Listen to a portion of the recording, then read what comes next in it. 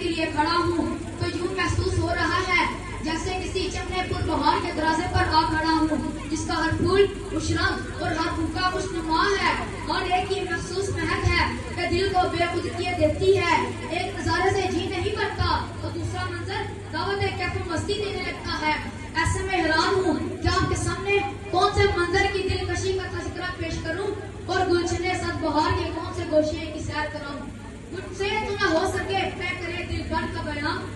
مجھ سے تو نہ ہو سکے طے کرے دل بھر کا بیان، یہ الگ بات ہے دیتا رہوں اظہار کو کوئی۔ حضرات گرامی، وہ ہستی عظیم جسے خود خالق ارض و سمان ہے، ان لقا لا الہ خلوق عظیم کا مجدہ جام کسا سنائے ہو، وہ ذات اعلیٰ جسے وما ارسلناک الا رحمۃ للعالمین کے خطاب بلند سے نوازا ہو، وہ ذات کریم جن کے تعریف میں دشمن بھی ذکر النساء ہو، ان کے اخلاق و کردار کے تذکرے کا حق کون ادا کر سکتا ہے؟ لا یمکن الثناء کما کان حقہ بعد خدا بزرگی حصہ منتصر۔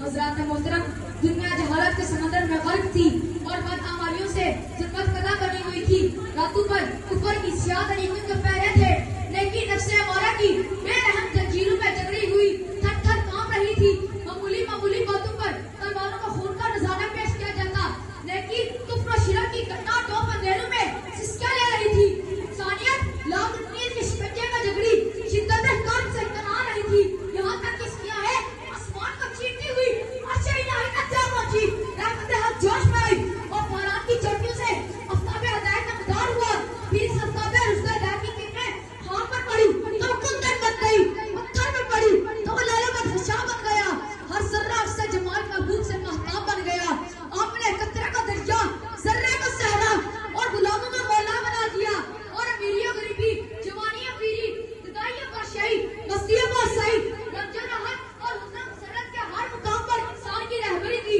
آپ صلی اللہ علیہ وسلم نے فرق کی بلندی پر زمین کی پستی، رات کی تاریکی، دن کی روشنی، سورج کی چمک، ستونوں کی دمک، اونچے کی چھٹک، پھولوں کی مہک، بلبل کی لہک اور ذرے کی پرواز میں آسمان ربانی کی سیر کرائی۔ حضرات گرامی، آفتاب رسالت کی کرن ابو بکر پر پڑی تو اسے صدیق اکبر بنا گئی، زید مصطفیٰ ابن عفان پر پڑی تو عثمان ذوالنورین بن گئے، ابن خطاب پر پڑی تو فاروق اعظم بن گئے، علی ابن ابی طالب پر پڑی تو عثمان وہ خیبر شکن بن گئے۔ جاہل آپ کی صحبت میں آیا تو عالم بن گیا، راہزن آیا تو رہبر بن گیا، چرواہے نے قدم بازی کی تو حکمران بنا دیا گیا، اور آپ صلی اللہ علیہ وسلم کی ہستی ایک پارس کا نمونہ تھی، جیسے قریب ہوا ذرہ خالص بن گیا۔ وہ دنائے سبل ختم الرسل